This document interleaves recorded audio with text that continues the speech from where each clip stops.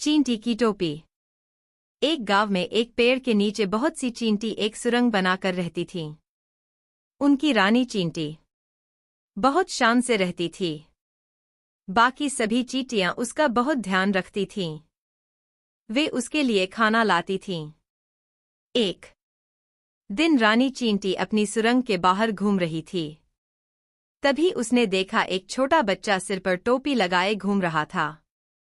रानी चींटी ने कहा, सभी चींटियों सुन लो, मुझे एक सुंदर सी टोपी चाहिए। गांव के टेलर से पूछ कर आओ, क्या वो मेरे लिए टोपी बना देगा। कुछ चींटियां टेलर से पूछने जाती हैं। टेलर बोला, बना दूंगा, लेकिन अपनी रानी चींटी के सर का नाप लेकर आओ। चींटियां वापस आकर रानी चींटी को सारी बात बताती हैं। रानी चींटी बोली, उससे कहो वह कल मेरा नाप लेने आए। दर्जी मना कर देता है क्योंकि उसके पास इतना छोटा फीता नहीं था। रानी चींटी यह सुनकर उदास हो जाती है। उसे देखकर बाकी सारी चींटियां भी परेशान हो जाती हैं। फिर वे एक ऐसे टेलर की तलाश में जाती हैं जो रानी चींटी के लिए हेट बना सके, लेकिन उन्हें कोई नहीं मिलता।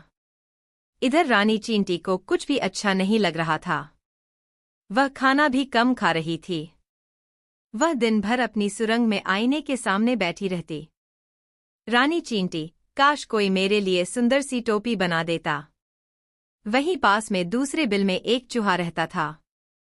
वह रानी चींटी की बात सुन लेता है। चूहा उसके पास जाता है। चूहा, बहन चिंता मत करो, मेरी पत्नी तुम्हारे लिए टोपी बना देगी। यह सुनकर रानी चींटी बहुत खुश हो जाती है। इधर चूहा अपनी चूहिया से इस बारे में बात करता है। चूहिया अपनी पूंछ से रानी चींटी के सार का नाप ले लेती है और फिर एक सुंदर सी टोपी बनाकर दे देती है।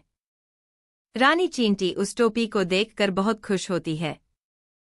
उसे देखकर सभी चींटियां खुश हो जाती हैं। रानी चींटी, आप दोनों ने मेरी इच्छा पूरी की। अगर मैं आपके कोई काम आ सकूं तो मेरी सारी चींटियां आपकी सेवा में हाजिर हैं।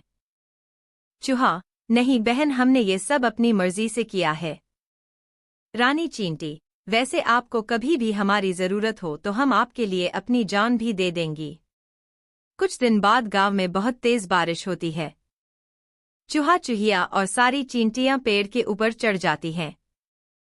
तभी एक हाथी बारिश में नहाता हुआ वहां से गुजर रहा था।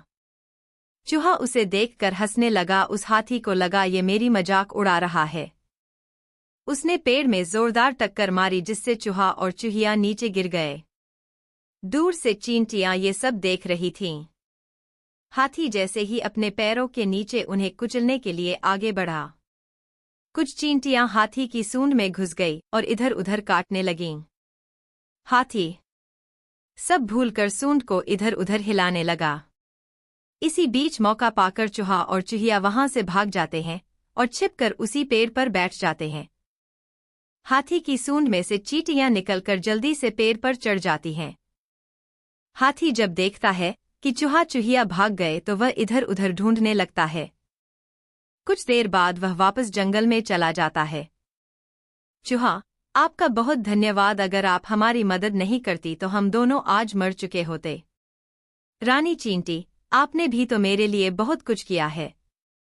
इस तरह चूहा, चूहिया और चींटियां मिलकर रहने लगते हैं।